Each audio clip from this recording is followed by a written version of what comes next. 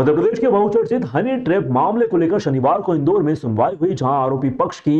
महिलाओं द्वारा ली गई आपत्ति पर शासकीय अधिवक्ता की ओर से जवाब पेश किया गया। जहां पूर्व मुख्यमंत्री कमलनाथ से जवाब मांगे जाने को लेकर अगली सुनवाई की तारीख तय की गई। 2018 में इंदौर पुलिस द्वारा दर्ज किए गए प्रदेश के बहुचर्चित हनी ट्रैप मामले में शनिवार को सुनवाई हुई, जहां आरोपी तीनों महिलाओं की ओर से 1 महीने के भीतर जांच पूरी करने पूर्व मुख्यमंत्री कमलनाथ से जवाब मांगे जाने का आवेदन प्रस्तुत किया गया। प्रदेश सरकार की ओर से जांच अधिकारी आदर्श कटियार को निर्देशित किया जाने का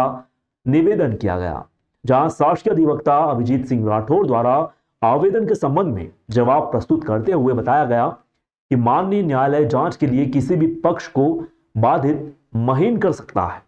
और 1 महीने में जांच का आवेदन निरस्त भी किए जाने के योग्य है। इस पर न्यायालय ने आवेदन को खारिज करते हुए अगली सुनवाई के लिए 2 मार्च की तारीख निर्धारित की है, जबकि इस मामले में एसटीएफ की ओर से आदर्श कटियार को जवाब प्रस्तुत किया जाना था।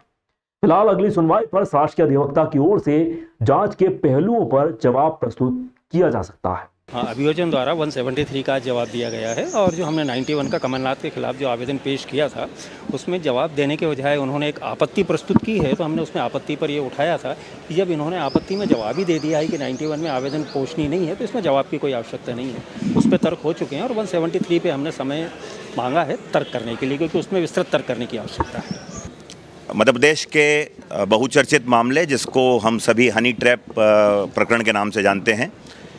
इस मामले में माननीय विशेष न्यायाधीश महोदय श्री मनोज कुमार तिवारी साहब के न्यायालय में आज सुनवाई हुई। आरोपीगण श्वेता जैन, बरखा सोनी और आरती दयाल की ओर से 2 आवेदन लंबित थे न्यायालय में, जिसे अभियोजन की ओर से जवाब जिनका पेश किया जाना था। धारा 173 दंड प्रक्रिया संहिता और धारा 91 दंड प्रक्रिया संहिता, इस पर अभियोजन की ओर से धारा 173 दंड प्रक्रिया संहिता, जिसमें आरोपीगण द्वारा यह वांछा की गई थी कि विवेचक को, जो इस मामले के अनुसंधान अधिकारी हैं, उनको निर्देशित किया जावे कि इस मामले को 1 माह में पूरा अन्वेषण समाप्त करें और अंतिम प्रतिवेदन चालान न्यायालय के समक्ष प्रस्तुत करें, जिस पर अभियोजन की ओर से हमारे द्वारा जवाब आज दे दिया गया है। और जवाब में हमने यह आपत्ति उठाई है कि किसी भी अपराध के अनुसंधान अधिकारी को धारा 173 उपधारा 8 दंड प्रक्रिया संहिता के अंतर्गत यह शक्ति है कि वह किसी भी प्रकरण पर अपना अनुसंधान पूर्ण कर सकता है या उस अनुसंधान समाप्त करने के लिए किसी भी अपराध में किसी अनुसंधान अधिकारी को समाप्त करने के लिए बाध्य नहीं किया जा सकता। इस प्रकार का जवाब हमने 173 दंड प्रक्रिया संहिता पर दे दिया है, जिस पर तर्क दोनों पक्षों के जो बहस है वो दिनांक 2 मार्च 2024 को न्यायालय द्वारा नियत की गई है। 91 दंड प्रक्रिया संहिता का भी आवेदन इन्हीं आरोपीगण की ओर से न्यायालय के समक्ष लगाया गया था, जिस पर अभी हमने मूल जवाब नहीं दिया है। जवाब का अवसर समाप्त न हो, जवाब का अवसर हमारा सुरक्षित रहे, उसके साथ हमने धारा 91 सीआरपीसी के आवेदन पर एक विधिक आपत्ति ली है कि ये जो धारा 91 सीआरपीसी का आवेदन है, ये इस प्रकरण पर, जहां पर न्यायालय द्वारा आरोपीगण पर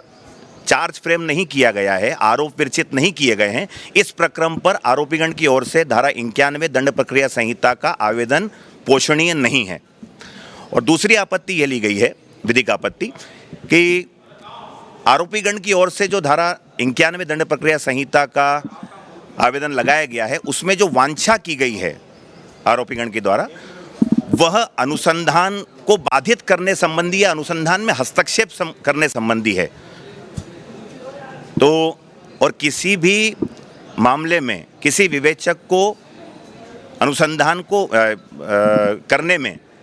कोई भी पक्षकार या कोई भी व्यक्ति बाधित करने के लिए बाध्य नहीं कर सकता है कि आपको ऐसा करना होगा इस प्रकार से। तो हमारे द्वारा ये लीगल आपत्ति ली गई है और धारा 91 दंड प्रक्रिया संहिता की अगर ये आपत्ति हमारी मान्य की जाती है तो ये विषय अभी समाप्त रहेगा।